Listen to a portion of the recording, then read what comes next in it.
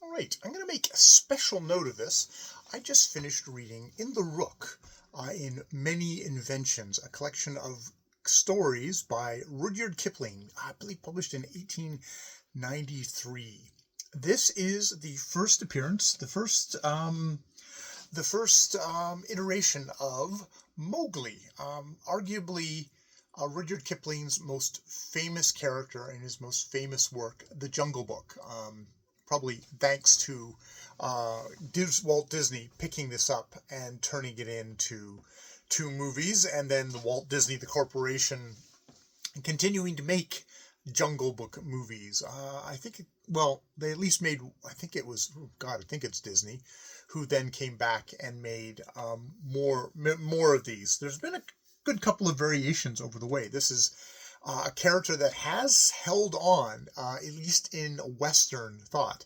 I was looking at the Wikipedia page, and I don't see anything of at least nothing is listed on Wikipedia of what was the Indian reaction to this character that Kipling kind of is his most famous India story, and he's a guy who wrote a lot of stories about India. Most of those stories, though, come at the perspective of the white Anglo-Indians, the colonizers, who are in India ruling this place, ruling what is definitely the opinion of the narrative, and I believe of the author, quite sure of the author, that it's like these are ignorant children who need to be taken care of by their white superiors. This is unvarnished, old school white supremacist imperialism we've got going on here. And indeed, in this first story, it is told through the viewpoint of Gisborne, a young English forest, the guy who's in charge of the forest. Is he a forest ranger himself? No, he's basically in charge of this area, the Rook. And he comes across, or Mowgli steps out of the woods one day, a naked, mostly naked. He's got a loincloth on. Come on, PG. A comely lad who comes out of the forest, and indeed his beauty, his kind of like waifish, twinky, kind of godlike manner is remarked upon, and seems to be a little bit gushed over by Gisborne. There's no, that kind of stuff, and there's very much heterosexuality gets performed throughout this story. So it's more of an underlying thing of just like how beautiful this young man is. But still, you kind of get that little bit of homoerotic feel to this of the idealized young male body. And he is a young male. He's not a child. This is Mowgli.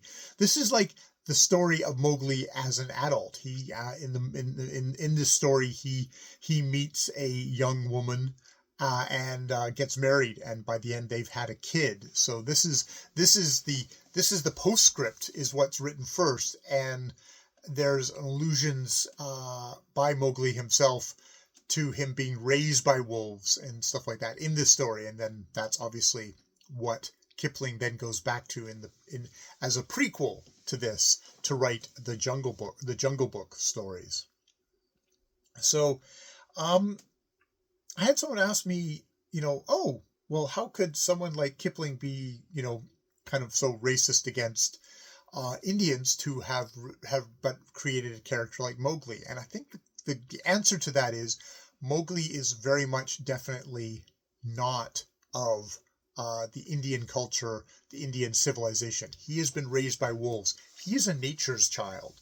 He is, there's almost kind of a John Locke thing here of the idea that you strip away all the civilization from somebody, like if they tabula rasa, if they could be born tabula rasa, that what would be left would just be kind of an empty shell that's kind of like nothing, but would rather be a noble, thoughtful creature, being who would be great. This is where you get the idea of the noble savage, the idea that without the accretions of a lot of the cant the ideology of civilization and our long cultural history, that what you would get left with is actually a noble being. This also kind of comes across slightly as the idea of the magical foreign person as well, who's there to help the white hero, because it's Gisborne, at least in this story. But yeah, the kind of idea of a noble savage is in itself something. It's used as a way to say, like, oh, here's a native that has been stripped of all their culture, has been stripped of all their history, and look how great they are. And doesn't that in itself make a great argument for what we're doing as colonialists, which is we're trying to extinguish, in many cases, native culture and bring them into the thoughtful reasoning rationality of the Western ways. There is slightly of a kind of there's a dovetailing there of that. I know Mowgli isn't colonized as of such, but he is put into government service in this story. Actually, he becomes an employee of that colonial government. So without history, without all the kind of the prejudice and stuff, he becomes the ideal servant of Gisborne. And indeed, one of Mowgli's first acts is that Gisborne has a servant, Abdul Ghaffur, who is corrupt, who steals money from him, and Mowgli exposes this, is an aid to Gisborne by exposing this. And indeed, the daughter that he scoops up to marry is Abdul Ghaffur's daughter. So he strips him of the daughter that, of course, ignorant, benighted man as he is, he's been beating multiple times throughout the story. So there's a lot to go on here, and it's definitely got some pretty nasty things to it. I think of this because I live in Canada, where there was very much a policy of kill the Indian. And it wasn't just like physically kill the Indian. It was like, no, kill the Indian inside the child, and thus you will liberate the child and make them into a model citizen of the empire, which is what all Canadians were at that point. They weren't Canadians, they were citizens of the British Empire.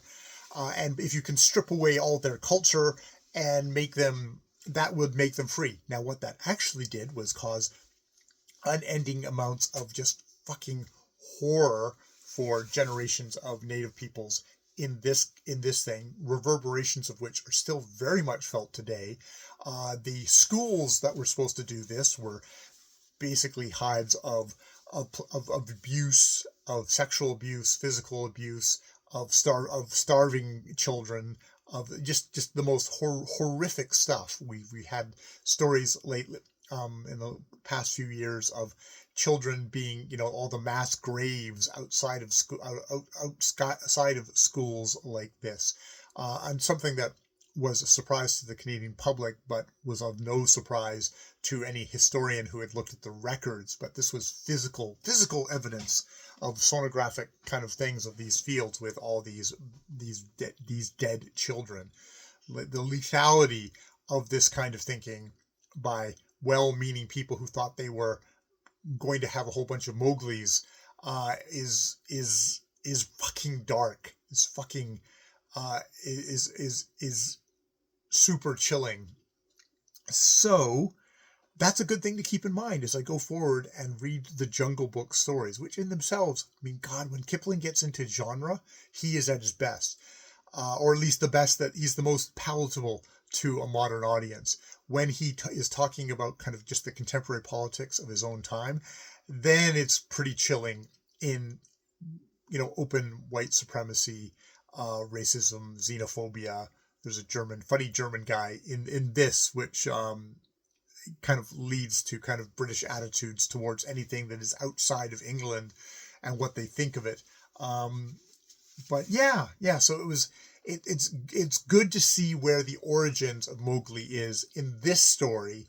So just so when I get kind of immersed in the genre of the Jungle Book and probably really enjoy it on a certain level. I can remember, yeah, there's this level too of killing.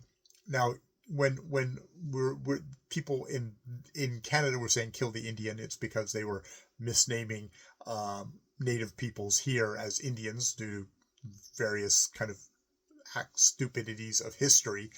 But how many Indians were children of India were killed in India under British rule for what they thought were the best of reasons.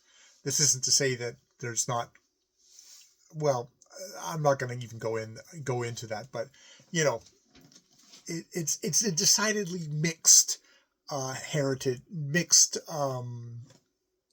result that comes out of British domination over this thing. They did it for the money. And a lot of justifications they had.